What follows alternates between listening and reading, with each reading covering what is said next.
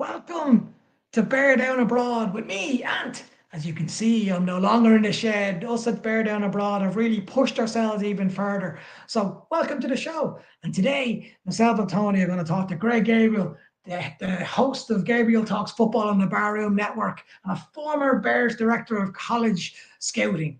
So let's get involved. Let's talk about Caleb. Let's talk about the training camps. Let's talk about whatever you want. Most importantly, don't forget to get involved. Let's get the show going.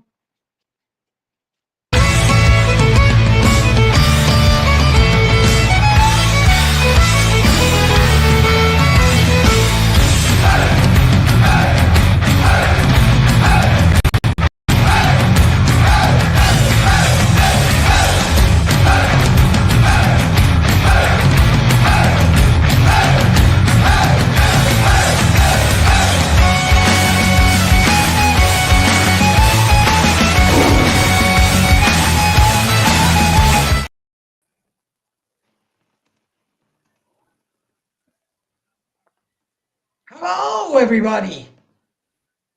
How are we all doing? Of being off the air, we're back. We're no longer the Two Tonys podcast. We are now the BearDown Abroad Podcast. So welcome in. Thanks for joining us. Real former college scouting director for the Bears, current host of Gabriel Talks Football on the Barroom Network, here to talk with us. We're excited to have you. Greg, how you doing, man? I'm doing good. I love your opening. You got the real nice Irish music and then the Chicago video. It's super. Great job, guys. Yeah, well, Greg, we're absolutely honored to have you on here, man, as our first guest. Thanks, man. On the BearDown Approach. So looking forward to hearing from you. How was everything in Chicago, my man? Nice, gorgeous day. Probably mid-70s out. Can't ask for a better day. Everybody's just Tony, waiting. I'll let you roll the first question. We got a game this weekend. Everybody's Contrastly, getting anxious to see a football game. Oh man, I cannot wait. It's been too long. Contrastly, over here in Scotland, it's what they call blowing a hoolie, which means it's like 90 miles per hour gust winds and all sorts of carry on. My trampoline has survived in the back garden so far, but I'm not holding out much hope for the rest of the night. So we'll see how it goes. Greg, we wanted to kind of get your thoughts on everything really that's happened since the last time you and I spoke anyway, which has been a wee while anyway in terms of on screen. And basically just wanted to kind of talk about the Bears off-season moves, the kind of things that they did. And the question I wanted to kind of just get right off the bat, because obviously we've heard you talk about the Bears and what they've done over with Aldo and the Barroom Network, which is fantastic. But I wanted to ask you, what are your kind of top three moves that the Bears have made this offseason, whether that be a staff member being signed, whether that be someone they drafted, a move in free agency, a trade. If you had to pick three things that have occurred in the offseason that you think could be the catalyst for a more successful season, what would those three be? Well, obviously, the most important offseason happening, signing, whatever, was getting Ben Johnson as the head coach. And then he's put together really an unbelievable staff. A lot of veteran NFL coaches on that staff, and guys have got great reputations throughout the league.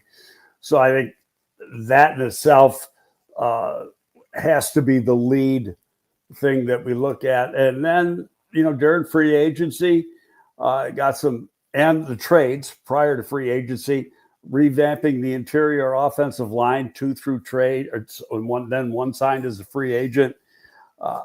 Jonah Jackson, Joe Thuney, and then Dahlman at center. The draft was good. I can't find one thing that I'd have anything negative to say, like the way the draft went. My take on the draft was all that stuff you heard about Genty was purposely pushed by the Bears or whatever to make people think that that's the direction they were going when they were never going in that direction to begin with. And they did exactly what they wanted to do. Yeah, I think I'm at Greg as well. What's been really impressive around this season for me has been the clarity and the actual focus on both the head coach goes in and gets real kind of guys who are gonna in his coaching staff that are going to impress you. Of all the people that he's picked in his backroom team, before we get into the players and look like that, for me, Eric Bieniemy at running back coach, and you look at Dennis Allen at defensive coach. What's the one kind of coach that you went, "Oh, wow, yeah, Ben Johnson is serious and who he's going to go get coach wise?" Well, I've always been partial towards you got to have a very strong offensive line coach. And that's when they went out and got Dan Rochar. That's exactly what they did. And in my opinion, it starts there. And then, obviously you got to have good coordinators. But if you don't have a good offensive line coach, you're just, you're 2 steps behind instead of 2 steps forward. And that'll help the development, get these guys playing good together. Now it's a matter of everybody being on the same page. They're still doing a little bit of install. That's supposed to be done early this week. And then it's a process of limiting things, not really taking things out, but how you're going to use them from week 1 to week 2 to week 3, because you're not going to use that giant playbook, throughout the season. You're going to use parts of it each week. And where it's been very difficult, and part of the reason it's been as difficult as it has been, and I talked about this earlier today with Aldo, is Dennis Allen's defense making it real difficult for these guys to do anything. And that's a good thing. I told a story that when I was with the Giants, this goes back in the 90s when Dan Reeves was there. And Dan Reeves would script, when we got into team periods, he'd script the plays. But he had them scripted so that, and the defense plays were scripted, but the offensive play would work against the defensive play that was scripted. And so the offense would look tremendous in practice. Well, it's BS because, the defense is getting made to look poorly and the offense is getting made to look good when all of it was nonsense because of the way things were scripted. And what they're doing in the Bears camp is they're making these guys really work. And it gets sloppy. They get, incompletions. Guys are laid off the ball, delay of games. And that's not, that's what practice is for. People can bitch about it if they want, but it doesn't matter if it happens in practice. The whole idea of the preseason is to get ready for the regular season, and that's so positive.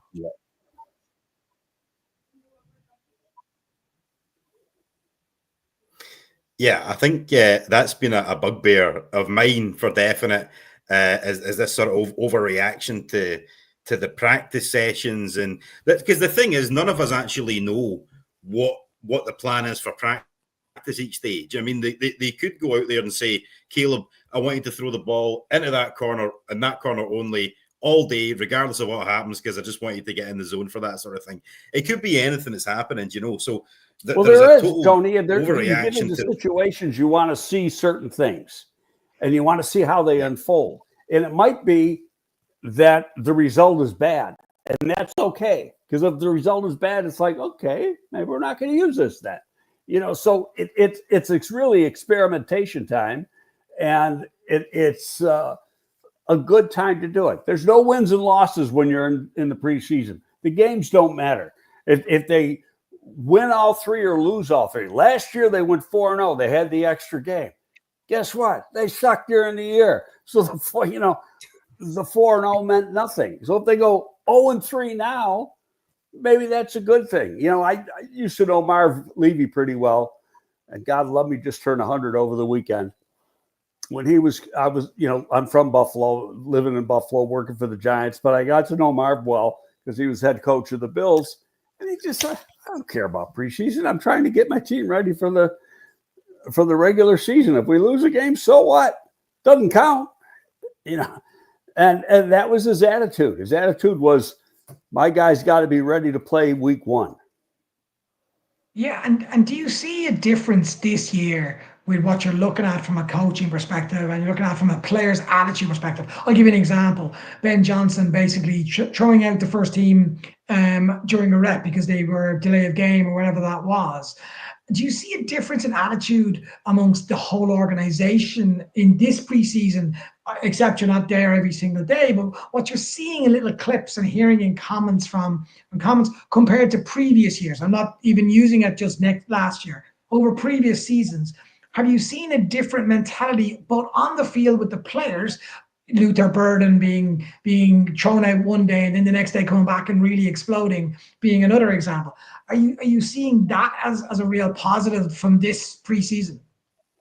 Well, in talking to some former players that I chat with, and I feel the same way. I mean, the number one, there is an accountability that we haven't seen probably since the Lovey years.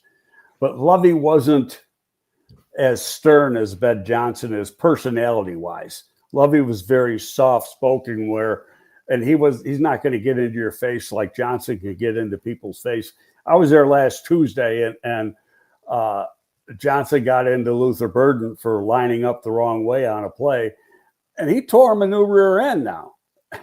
And we never saw that with Lovey. Lovey just gave you that look and you knew. But the other thing, and Jason McKee and I were talking about this, is that the way Johnson acts, his persona, is just extreme confidence. He goes, I know this is going to work, and we're going to do it my way, come hell or high water, and we're going to, put a good football team on the field. It's not going to happen in just the 2 weeks of practice that they've had. It's going to take time. Everybody's got to come together. You got a new offensive system, a new defensive system, but you've got players that can do it. But once they all get on the same page and feel comfortable, with each other, it's going to be a really fun thing to watch. Yeah, I think the accountability word is a huge one there, because we've heard so many coaches at the Bears talk about accountability in the past, and it never actually manifesting itself as a behavior. It just seemed to be just a talk. So it's good to sort of see that Ben Johnson is having that effect, and it's doing it sort of early on. What I wanted to ask you, and you've sort of touched on it a wee bit as well already, is in terms of Dennis Allen and the impact that he will have, bringing that head coaching experience, that sort of mentality. Do you see it being a similar thing to when Vic Fangio was a defensive coordinator? He was effectively the head coach of the defense, and he's going to be kind of running with that. And what do you think the impact of Dennis Allen and himself will be on the guys that were there last year who maybe didn't perform just as well as they could have? It's a good question. And go back to an interview or a presser that Ben Johnson did last week. And he said, he converses with Dennis Allen every day, in the morning, and they talk. And he says Allen's always got a few tips for him. And part of that is because he's been a head coach himself. Not one time, he's been a head coach twice. So he's been through it. He's been through the growing pains that Ben has to go through now as a new head coach.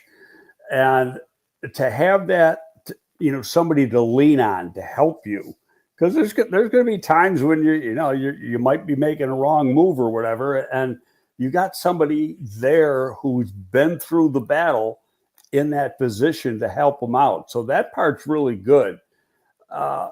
And at the same time, I don't think you have to worry about the defense is going to be so good that you're going to lose this guy to a head coaching job because he's had 2 bites at the apple. So it's probably not, who gets a third besides nobody that I can think of. So I think everything is just coming together. People get impatient. They thought, like the first day they came on field, this was going to be magic. And that doesn't happen. That's not the way football works. So it's just a matter of letting him do things. When you listen to Ben, he doesn't sound the least bit upset. They say, well, what do you think? And he goes, we're right where we should be.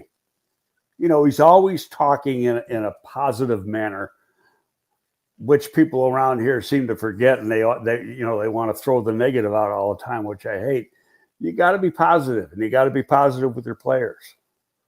Yeah, I think that's a perfect segue into the next one, which is our quarterback. And I think it's an interesting one. What I've seen, where you've got people who seem to see Caleb Williams as being under pressure, and I think a guy going into year two, where year one was a little bit of a write-off in the sense of he had two offensive coordinators, he had a head coach who was fired mid-season, he had a team that just fell apart in the midway of the season, and he was a number one draft pick. What's your expectations for Caleb? Just blatantly out, not saying numbers or anything kind of stuff. What do you want to see from Caleb as an improvement in year two?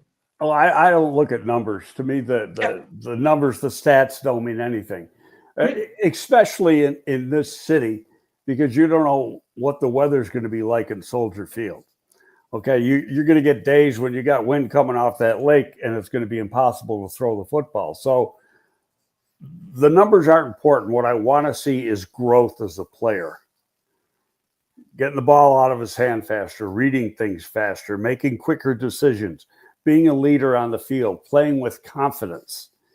And I think that's the thing. And I'm very, very confident that we are going to see that. He's got a lot on his plate. You just think about it. This is a young guy. He's going into his second year as a pro. And this is the third year in a row he's playing in a different offense. Played at one at USC. Played in Waldron's offense last year that got changed up right in the middle of the year. And then now it's Ben Johnson, which is a lot more complex than anything they did last year.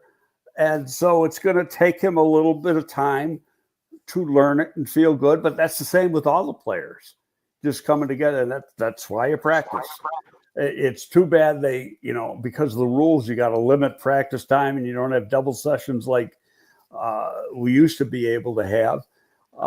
But the walkthroughs are very good for the mental part of the game. And I think that, that'll help everybody. But I'm looking just overall from Caleb, a big jump. You're going to see just his persona, his mannerisms be much different than we saw last year. I just think you're going to see him handle himself much better in a more confident way. And once they start making some plays, it'll just keep growing and rolling and just one play will make another big play, which will make another big play. So it's just a matter of everything coming together in the right way. Yeah, I think the big part of that for me, obviously we talk about the weapons and then Ben Johnson, and absolutely they're up there. And in the top three has got to be that offensive line, the changes that have been made there. We've talked about it already in terms of the interior upgrades that have been made. But the question I wanted to ask you, Greg, because like me, I know that you're a fan of Braxton at left tackle. But I wanted to ask you, where do you see that sort of battle right now in terms of Ozzy Trapilo? Obviously he's got a lot of the snaps and preseason and training camp so far. Braxton Jones is still kind of recovering a little bit. Where do you see that position come the start of the season? And do you think it's going to change throughout the year? Nope, not unless somebody really plays poorly. I think it's Ozzy's job to lose. They're not going to say that yet, but just from watching how practice has gone, how they've taken the reps, he's getting the majority of the ones. I think they wanted Amagaji's missed a couple practices. That sets him back a little bit because I'm an Amagaji fan too. I think part of the problem, Braxton is not where he wants to be weight-wise and probably not strength-wise because of all the rehab he had to go through. He was at the end of OTAs, he was probably 10 pounds less than he was a year ago, and they wanted him bigger to this year than he was a year ago. So and part of that is just because he wasn't able to work the lower body like he normally could. But I think the important thing is that this is the last year of his contract. And 2 years in a row, they've drafted a left tackle in the third round and now the second round. And to me, that says Braxton's not going to be here that much longer. Now, could he be here this year? Yeah. And I think a lot of it depends on how Amagaji plays through the preseason, because they got to be able to trust Amagaji. If they feel they can trust Amagaji, then it wouldn't be surprising to me that Braxton gets moved. And one of the reasons being is that he will be a free agent. I can't see them spending money on him unless it's a real, I can't see him doing a deal for, say, like 10 million when other guys are getting 15, 18 at the same position. Why should he do a cheap deal?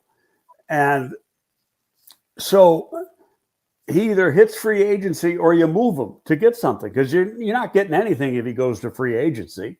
So you try to move him, whether it's during the preseason or you wait until the trade deadline. That remains to be seen.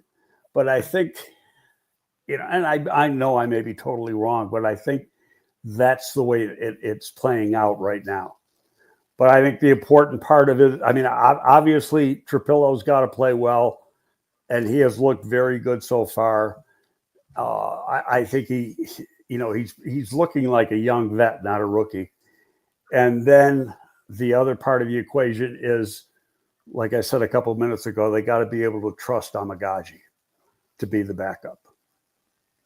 Yeah, I think it's really interesting that I felt since the draft, I felt really encouraged by the amount of competition that there is going into camp.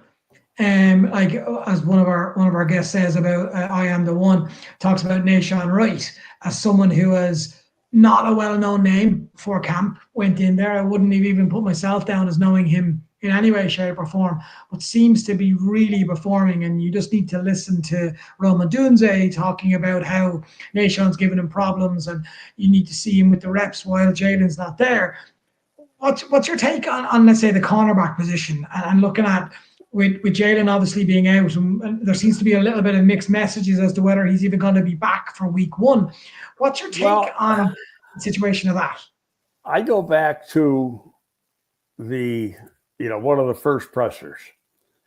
And 2 days in a row, we had Johnson one day, Allen the next day. They said basically the same thing. We're not concerned. Meaning they expect him to be back game one. Okay, now, is it 100%? Probably not. You never know with injuries. Each guy heals at a different rate. Some guys are fast healers, some guys aren't. But as far as Wright goes, he's a guy I'm not really familiar with, but this is like his fourth year in the league. He has started some games. He's had play time. Maybe the light's just really coming on now. And, and he's got the opportunity. He's getting the reps because Jalen's hurt. And so it's like, okay, I'm going to make the most of this. And you see that a lot in the league, that all of a sudden somebody just comes out of nowhere and grabs a job. And that's a good thing. So now he's got to follow it up. And when we go in, it's supposedly game week. Got a game Sunday against Miami. But I think and I may be totally wrong on this, I'm totally guessing, but I think the majority of the reps when they get to team period on Friday against Miami in the joint practice is going to be your starters. And that's going to be their first preseason game. And then you're going to see regular first preseason game on Sunday on television when you're going to be seeing a lot of backups. And so I think that's a good idea to have this joint practice. And the same thing the following week against Buffalo. And both are good football teams, with Buffalo being a very good football team. So that's going to help the coaching staff really find out if, do we got the guys we need, or do we got to go out and get somebody? Yeah, no, absolutely. Guys, we've got quite a few people watching just now, so if people want to put comments or whatever, we've got Greg for another 5-10 minutes thereabouts. So let me know. As I say, it's building up there. We're getting a lot of folk watching. Greg is busier than a Dairy Queen in Green Bay on a Saturday night in here. If you know, you know. That's the joke, man, that's doing the rounds just now. I wanted to come back to the first round pick. We want to talk about Colston Loveland, right? So what I wanted to ask was, given how historically we see tight ends come into the league and they tend to sort of struggle in the first year, just because of the multiple different assignments that they're sort of learning, do you see that same sort of struggle for Loveland? I mean, we remember Cole Kmet in his first year, in terms of the stats, they weren't fantastic. But again, eventually when he settled in, you seen it coming back. Are we going to see that same struggle with Loveland? And do you think that's going to lead to folk unfairly questioning the pick? Because to be fair, I think a lot of people were surprised that it was Colston Loveland that was taken where he was. I know we were, because obviously there was the running back talk. There was offensive tackles for me that I was really interested in. So how do you think Loveland's going to adapt in this first year, considering all that kind of stuff's going on? Well, it's a good question, and he's not being asked to do what Cole Kmet was being asked to do as a rookie. Cole was the Y tight end, which means you got to do a lot of blocking, line up in tight a lot, and he was being flexed out. So we really had to learn both positions, both tight end positions. Loveland is strictly a move tight end, flex tight end, however you want to do it. And so he's a big wide receiver. He's not going to be playing in tight and blocking from the Y position. You're just not going to see it. He's not built to do that. He's probably not strong enough to do that. So he's got to learn that. And I don't know how they, in their offense, what the terminology is for his position, whether it's H, F, or whatever. He's got to learn that position. And it seems, just from what I've seen, watching him last week when I was out there and some of the stuff from yesterday, that he's being used a lot and he's making plays. Now, there's one thing I saw, and I don't want to go too deep because I know they don't want stuff out. And that's why they don't allow videos supposedly at the practices, is that they were showing some really interesting formations in practice last week when we were there. And, none of them have been, I know for a fact, because I've seen most of the videos that are out there, none of them have shown up on video. And it's just, it's going to be interesting to see how that plays out once the bell rings and we're seeing real football and we're not playing preseason football. Yeah, look, I'm a big man on underdogs and people that are picked late in the draft. I have being 5'4", bald since I was 21. I'm one of those guys that likes the underdog feeling. And I'm a bald guy too. Greg, that's why we have you number one in the show, my man. That's why I have you. Love it. But for me, everyone knows me from back in my olden days about how I loved Daz Newsome growing up, how I got that wrong. But there's something about Kyle Monungai that since he was drafted in the 7th round as a running back, and I know 7th round running back, not expected much, I get that. But there seems to be something about this kid. And you saw a little glimpse of videos that we're not meant to see, but we did see them.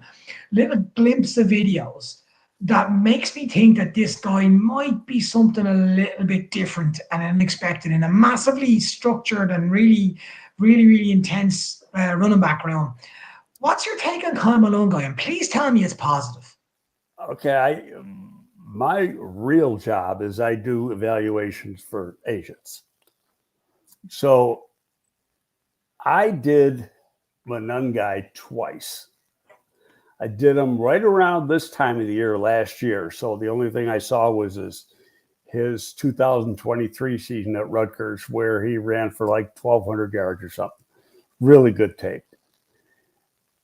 Then this year, runs were basically the same yardage, leads the Big Ten in rushing on a piss poor football team. Yeah. Like he was the offense. This guy's a hell of a football player. He's tough. Yes. He's strong. He's not fast, but he's quick. Real strong. You know, I spent 17 years with the New York Giants. He reminds me of a guy we had. They're about the same size, Joe Morris, who was a pretty damn good back for us. Joe might have been a step faster.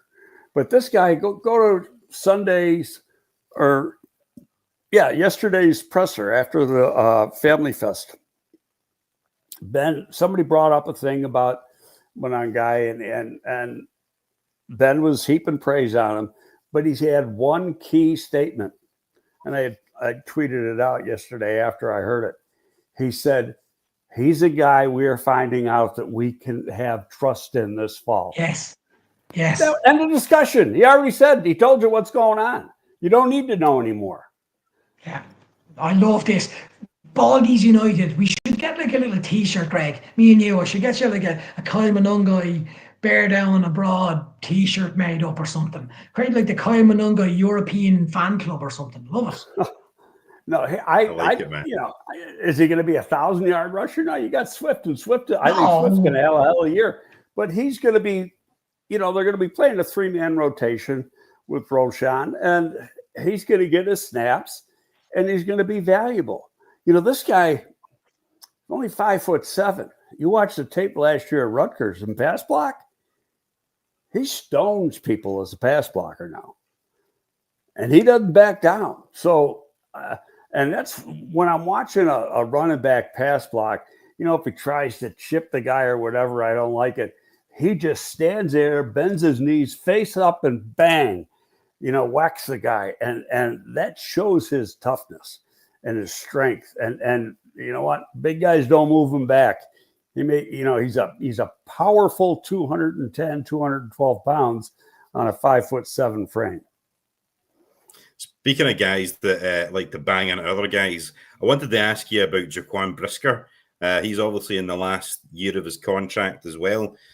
Given the fact that he had his first 2 seasons he was phenomenal, like doing a great job. And then obviously last year, a lot of injury issues, a lot of concerns with concussions and things like that. Do you see the Bears re-signing him, or is it going to be one of those ones that they're going to kind of wait until the end of the season, see how the health issues go? I think they're going to wait, but I don't know if it has to do with the help. I think this coaching staff's got to get a good feel for him as a player, because there wasn't that much tape on him from last year. I'm reading between the lines, and I'm not 100% sure on this, but I think there was more to it last year than what met the eye. And I don't mean the injury was worse. I just think there was something going on. And I think he's ready to go. He's practicing hard. He's making plays in practice. He doesn't slow down because he's worried about his head. So I think I expect him to have a pretty good year. The guy's so damn talented. Yeah, he is. He's one of my favorites, and as you said, it's great to get him back it's great to get him back on a football field, healthy and going well. So that's all you want in any team. I'm big. I just want to see football players on the field. It's like wanting to beat the best team with their best team. I don't want to hear about injuries. I feel sorry for anyone that does. Greg, we're so grateful that you came on our first BearDown Abroad podcast. You were like someone that we've spoken to on the Irish Bears show back in the day. So we massively appreciate it. We always raise a drink to somebody who comes on our show. I got a water here. Love it, brother. Love it. Greg, we must try and get you back on during the year to try and see what your thoughts are as you go. But as a thank you from us for coming on the show, we really, really do appreciate your time. Where's the best place that people can come and listen to your stuff or follow you and see your stuff? Give a quick shout out to what you do. Well, everything is I think you got my Twitter handle up there, or X handle up there. And then the Barroom Network with my podcast, and then that's about it. I just I don't leave home much. I'm doing football stuff all day, every day, looking at tape and doing this stuff, and it's a lot of fun. Greg is one of the, if you don't follow Greg, first of all, you don't know what you're doing. Second of all, Greg, love the fact that you interact with fans, love the fact that you give your opinion, and you love when people give their opinion back to you. So from all the way over here in Sweden and all the way over in Scotland, we massively appreciate everything you do. Love it as well when you get involved at 2:00 in the morning on a Monday night football game, because me and Tony will be up at 2 or 3 o'clock in the morning, getting ready to go to work 3 hours later after watching the Bears play. So, Greg, enjoy your week. Looking forward to talking to you again. You guys too. Thank Have you a so good much. one, and good luck with your show. Appreciate you, Cheers, man. Greg, man. Okay, guys. See you later. Good one. Cheers. Now that was cool. That was cool. What a way to start off the BearDown Abroad podcast. It's always informative. Always informative having Greg on. In fact, when we announced that Greg was coming on, someone, I can't remember who it was, had put a comment on to say something along the lines of Greg Gabriel always manages to cut through the bullshit with the experience that he's got. Do you know what I mean? And I think that's key. Do you know what I mean? It's like just separating the nonsense from the fact. And, if you've done it for so long and you've been in that environment for so long, then inevitably it's going to be there, man. So, yeah. Thanks very much, Greg, for coming on. And actually, next week, we're going to have Greg's buddy, Aldo from the Barroom Network. He's going to be coming on the show as well. So it's going to be good. It's going to be good, man, because that'll be the day after the first game, the preseason game. So it'll be good to get his thoughts on how that goes.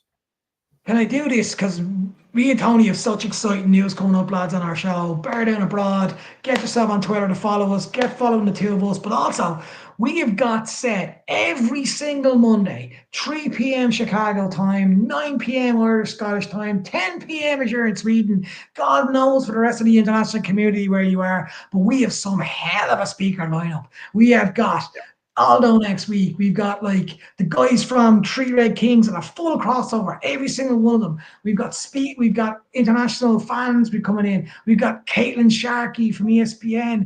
We've got Peggy Krasinski on. We've got it's just epic, man. But most importantly, not to mention one of my favorite ones is going to be coming up. We've got all these great guys coming on. One of my favorite ones is going to come up. We're going to have you guys on the show. We're going to have a bunch of you guys coming on.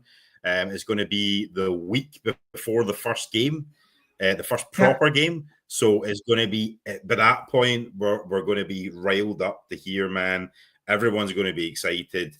And we'll have like 5 or 6 of us just basically arguing and talking shit and getting excited about the Bears, man. So that one actually, everybody was excited about.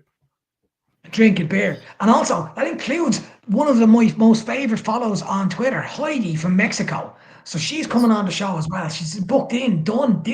Wants to get involved with us, because we are not just focused on one thing. We're the international Bears. We want people to get involved all around the world and get it. So much so that I'm going to promote, even though we haven't got a sponsor. But if they want to sponsor us, I'm all for this. This is Norrland Light, right? It's like a Swedish beer that, it's a twisty top and everything.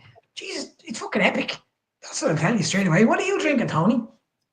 So I have something called a St. Mungo's, which is actually brewed right here in Glasgow. And the tagline is Glaswegian Heart, German Head. So it's not in a weird way. It's brewed. It's brewed like the Germans apparently would do it. And if there's any Germans watching, you guys know what you're doing with your beer. There's no shite in it, and I like that. So yeah, this is a lovely beer.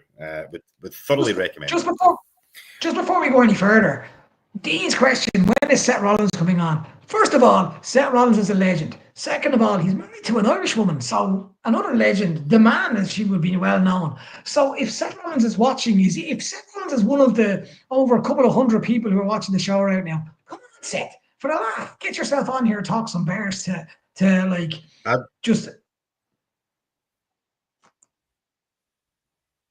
I'd rather have CM Punk on personally. If we're going to pick I know. a See, wrestler, this is where they're both Chicago fans. This is where me and Tony disagree, right? So Tony's a CM Punk man. I'm Seth Rollins the whole way. Anyone that goes to Green Bay and gives them abuse with Chicago Bear stuff all over them and slaps in Lambeau Field's faces, they got me straight away. Absolutely love it. In saying that, I do like CM Punk as well. At least it's not Cena. But let's not talk about wrestling. Well, Tony, anytime CM Punk is kicking about in a Celtic jersey, man, you know that's going to get me. Do you know what I mean? Like he did the tour at Celtic Park as well. So I get that. I get that. I just love the fact he went to Lambeau. Right.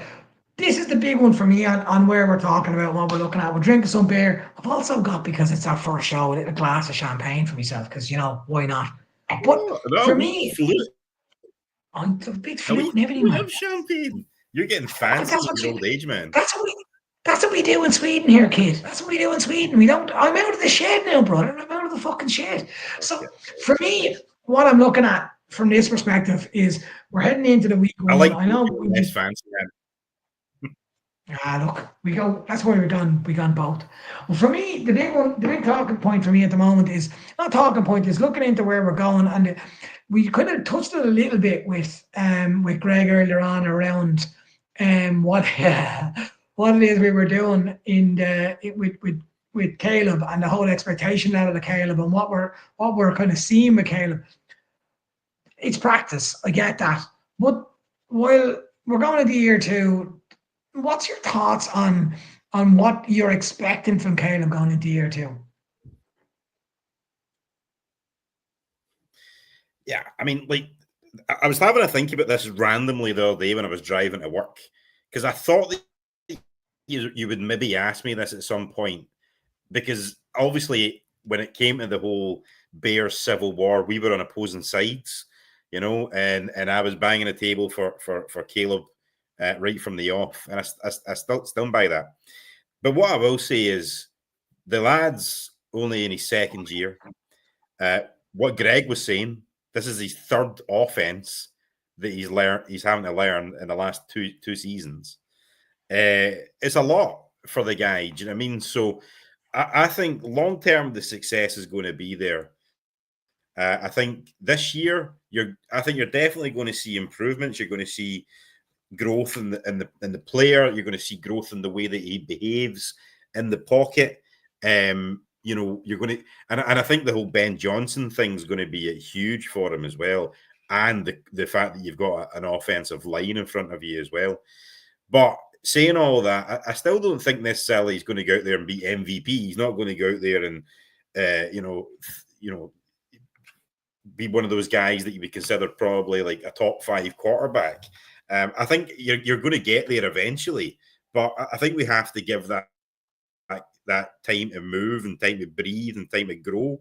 So I think we have to expect improvements, but don't expect the world this season. It's eventually going to get there. And Lee says it in the chat there, day and night improved offensive line and weapons, and that's going to be a huge thing for him. But keeping in mind, he's now being taught in a way that he's not been used to, and that he's actually being taught, whereas before he wasn't. So it's how he reacts to that, how he responds to that. And that's why we talk about practice and we talk about making mistakes and throwing interceptions. That's the time to do it. Do it in practice. You can fuck up and then you can fix it later on. You can't do that in a game, so you have to give these guys the benefit of the doubt in practice. And then that eventually, when it gets to the game day, that's when you can start properly criticizing people constructively or whatever. So, yeah, I would love to see him as well. What Lee's saying there, 4,000 yards. Excellent. That would be, let's break another Bears record for a quarterback. He broke so many records last season, considering the season we had. So you think having improved weapons and minds round about him, that's only going to get better. Where are you with it though, my man? Yeah, look, I'm not as, I promised myself after the last Civil War I wouldn't be entrenched in a quarterback, and I'm not. I'm not entrenched in Caleb. I really want Caleb to succeed. Anyone that doesn't is a dope. But for me, it's not that he's running out of excuses. I'm not saying he had excuses in the first place. He had a horrendous year one rookie year. He wasn't coached properly. He had so many offensive coordinators, more beers than I've had tonight. Like it was horrendous. In saying that, he now has the head coach, the running back coach, the offensive line coach, and we spent a shitload of money on an offensive line. He's got I would say now four weapons in wide receivers. He's got two tight ends, a very good running back room, in my opinion, personally, and he's got probably the best play caller in the sport. So where I disagree a little bit with you is that I don't need to see a small jump. I need to see a real proper escalation of his play, because there is real opportunity there for him to go and show that. I don't care about practice. Throw interceptions, I'm with you on that one. Throw interceptions, try stuff, it doesn't work out, that's fine. As Greg said earlier on, put that in the back room mirror and go, okay, we don't do that play. What I really want to see from Caleb is that he's going through his progressions. He's going through his looks. He's finding the right man, and he's making the right decision in the pocket. Where I disagree a little bit with is that it's like, oh, it's his third scheme he's learning, and it's his third attempt. He's a professional in the NFL. He's getting paid a shitload of money, right? So I'm sorry, learn that playbook, learn that scheme, learn what you're looking to do. I'm with you in this scenario. I don't expect him to be MVP. I'm not expecting him to be Tom Brady in there. I'm not even expecting him to be Karen. What I'm expecting him to be is that jump isn't just a tiny jump and, oh, that's nice, and let's talk about it again at the end of the year. I want to see the elevation where I'm going, okay, in the pocket, he can find his receivers. I will caveat with this. He will throw more interceptions this year than he did last year, by a garden mile more. Why? Because one, he hasn't got a defensive coach. You just don't lose the ball. Don't care what you do, just don't lose the ball. Instead, he's got an offensive coach who's going, throw it in that pocket. Let's see if you can do that. Let's throw it in between two players and see if you can achieve it. Sometimes it's going to work, sometimes it's going to not. It may even cost us some games. That's fine. I have no problem with that. What I want to see from Caleb is that understanding of what he's meant to be doing, understanding of how we're going to grow and get better week on week. So by the time of week 16, 17, it's not even a conversation anymore. It's not even a question mark. This is our quarterback for the next 10 years. We're not there yet. We hope we are. We'd like to be. It would be great if we were, but we're not there yet. And do I think he'll get there? Yes, I actually do. I do believe he will.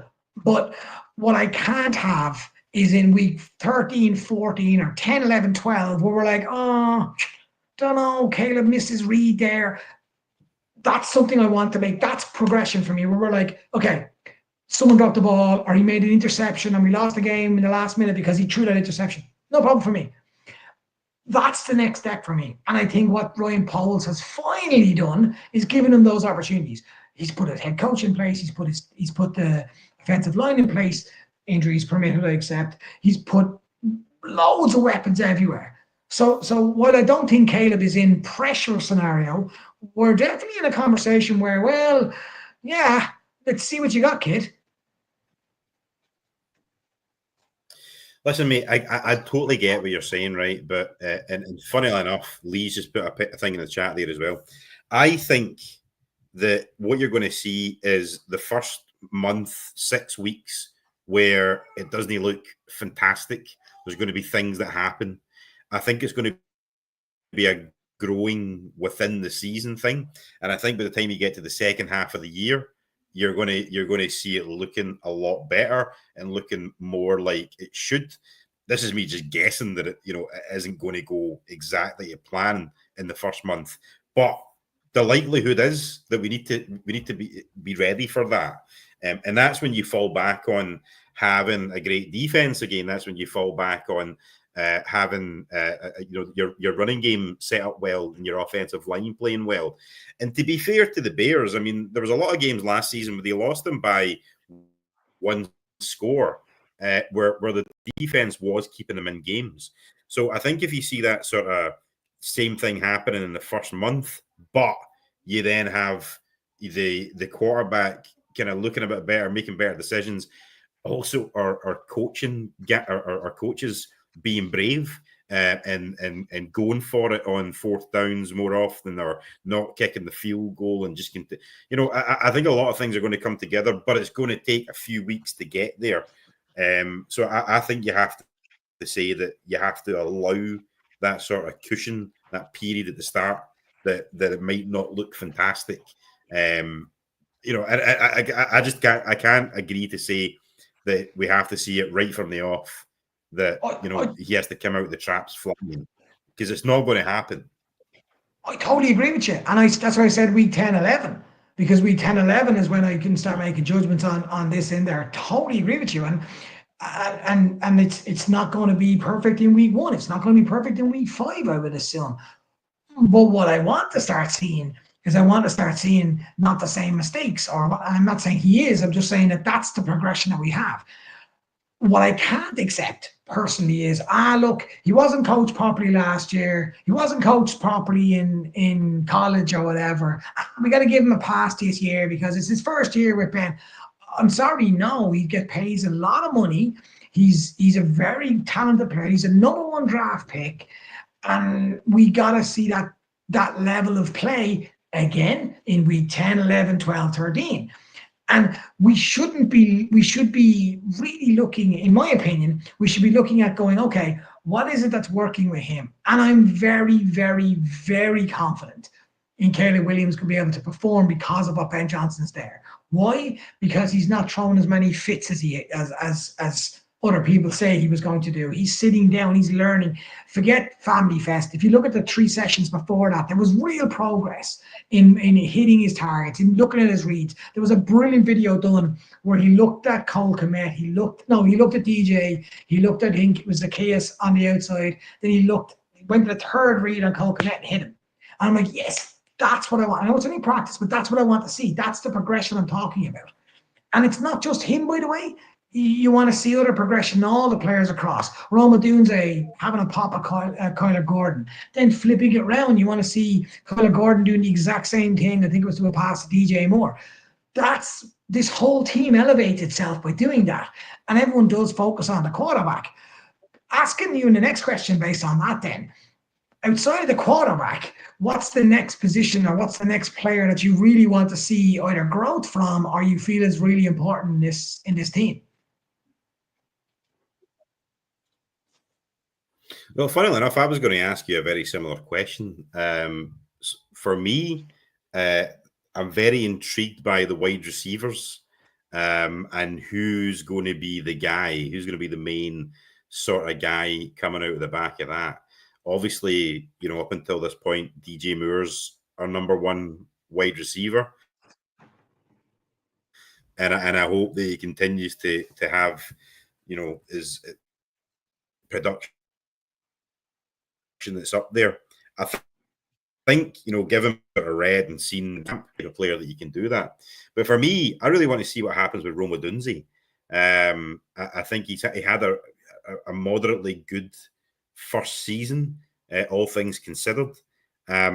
He's a first round caliber wide receiver. He's a top 10 caliber wide receiver.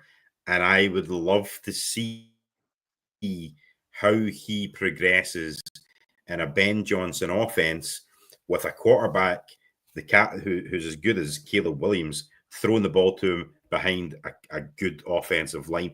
I think that this could be a year where you can see Roma Dunze really, really coming out of his shell and bursting out the traps early. So for all you might not see with every player, I think he could be one of those guys that you do. I'm really encouraged by everything I've heard. And again, it's practice, so it doesn't mean a hell of a lot right now. But it certainly bodes well for the game coming up the weekend, if we maybe see a little bit more of him there. And if again, just going back to where he was drafted, the expectation for that guy is up here. It's up there, the same as it is with Caleb Williams for me, but just in that other position. So we have to see that improvement, and it's the same with Caleb and him in the sense of, what do you want to see that's different this year? Well, I want to see the mistakes that have been made by both of those players in their respective positions not be made again. More who have had the mistakes happen and have just continued to happen over and over again. Can this break that sort of rut and have these guys kind of go off on one? So Rome Odunze for me is a huge one. What about yourself? Have you got a guy? Well, firstly, what are your thoughts on Rome Odunze? And then if you got a guy that you think sort of stands out as someone that needs to take that next step? Yeah, Roma Odunze, I'm a big fan of. I think Greg said something earlier on about stats. Stats with this wide receiver group need to be thrown out the window because there's so many different people who are going to get their hands on the football. So when you get your opportunity to get the hands on the football, you got to be electric. And I think Rome is going to be that. So I think you need to remove stats on this offensive receiving core and tight end group because it's not really fair because there's going to be so many weapons to hit. But what I want to have is I want to look at completion rate. So when you throw to Rome, the problem he had last year is it was drops or there was 50-50 balls that he wasn't going up and getting. And you look at the little bits of practice, and I get it's practice, but against really good defensive players like Kyler Gordon, and he's gone up there and he's beasting and he's winning.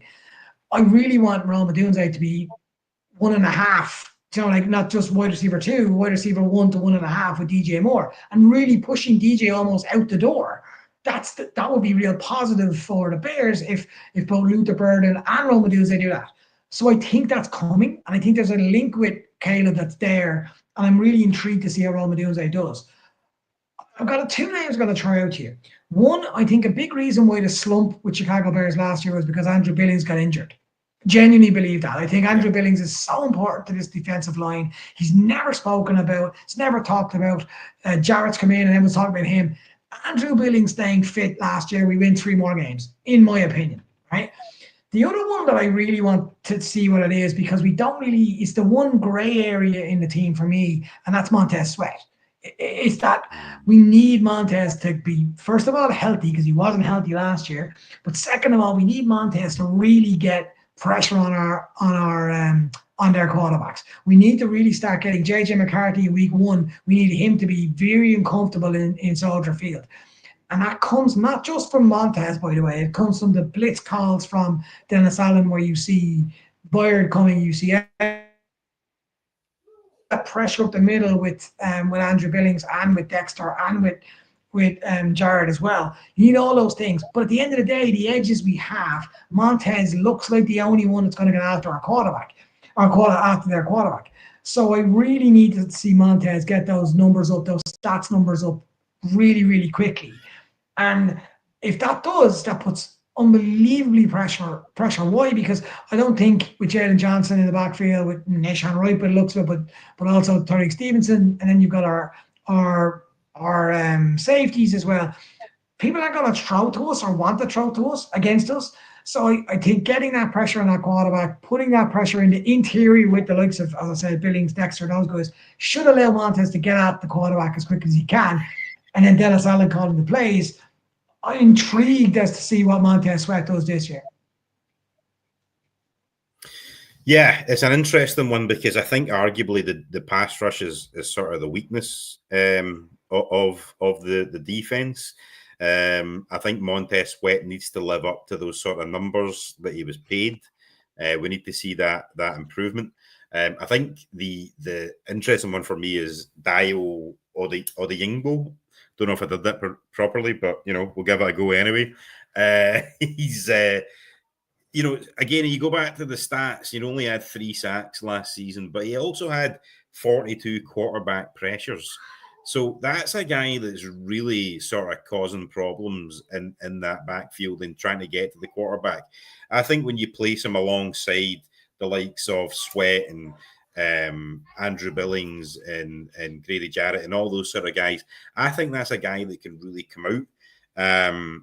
But again, at this point, it's all speculative. I've got the same concerns as you do, though, because obviously with the pass rush not maybe getting there just as much, it puts the pressure on the cornerbacks in terms of the coverage. If you're down Jalen Johnson for the start of the season, or even if he's back but he's missed a ton of practice time, there's going to be a bit of a transition period there. Who's your cornerback to? Is Tariq Stevenson going to be an idiot again this year? You know, there's a lot going on there, and I think it's definitely a concern.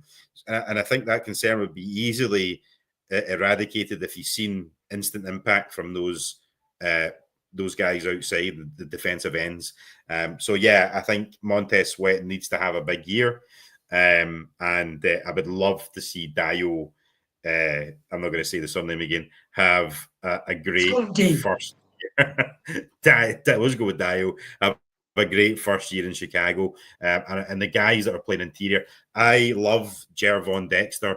I said that from before he was drafted that I wanted him on the Bears. I'm delighted he's here, and I think he's going to take that next step as well. Like, that is a menacing interior defensive line.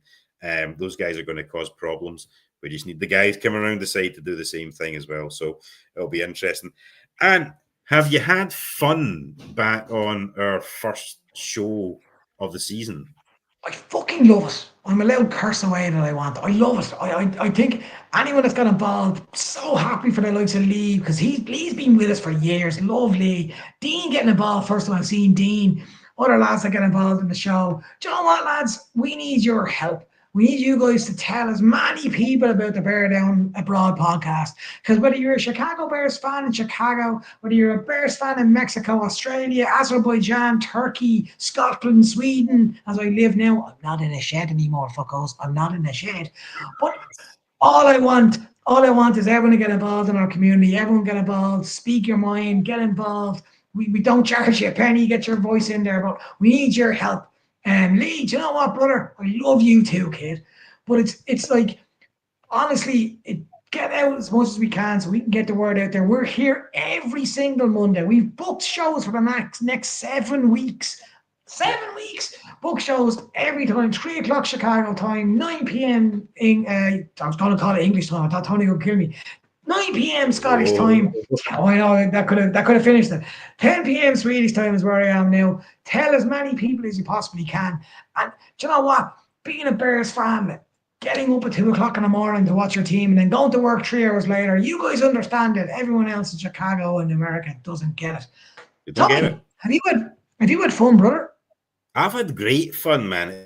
I feel like we've been away from this for far too long. Listen, guys, I know my Wi-Fi has been a total shambles tonight, but I think it was sort of trying to be a little bit sort of reminiscent of days gone by. So we'll welcome the shitty Wi-Fi this week, and hopefully by next week we'll definitely sort it out. But no, I've had a total blast. I love talking Bears. I love the fact that we've got a game at the weekend as well. We can not quite. We'll see. I've only had one beer. But talking about the next few Mondays, as I say, next Monday, we're going to have Aldo from the Barroom Network on. He's going to break down the first preseason game, which is going to be great. The following Monday, August 18th, we're going to have an NFC North crossover show. We've got some guys who cover the Packers and the Lions and the Vikings that are going to come on, and we're going to fight them verbally. And beat them, of course, because they won't be able to win any arguments against us. Never mind talking about football, just generally speaking, we'll just shout louder than them. Do you know what I mean? So, and then the following week, August 25th, we've got the 3 guys from the Three Kings Bears podcast as well coming on. So it's going to be an excellent run of shows in August, and then we'll announce our September shows close to the time. But again, we've got some really, really good guests and really kind of guys that will be able to give us a ton of feedback, especially from things that are happening in camp as well. So yeah, it's been great. I've loved doing it. We'll send out some more information in terms of what's happening next week. And obviously, if anybody wants to get involved, please reach out to us. We've got a fan show coming up in September. We want to have you on it. So come to us. We will have you on the show. We'll talk shite. We'll argue with you. We'll love it. It'll be great. But yeah, and I'm rambling now, man. Have you got anything else to say, or will we just go? Oh, all I can say to everyone that followed the show, first episode, let's fucking go. See us next Monday. Tell your friends, tell your mother, tell your father, tell everybody, because it's the BearDown Abroad podcast. And I'm Ant, and he's Tony. Let's fucking bear down. Tell your ma, BearDown.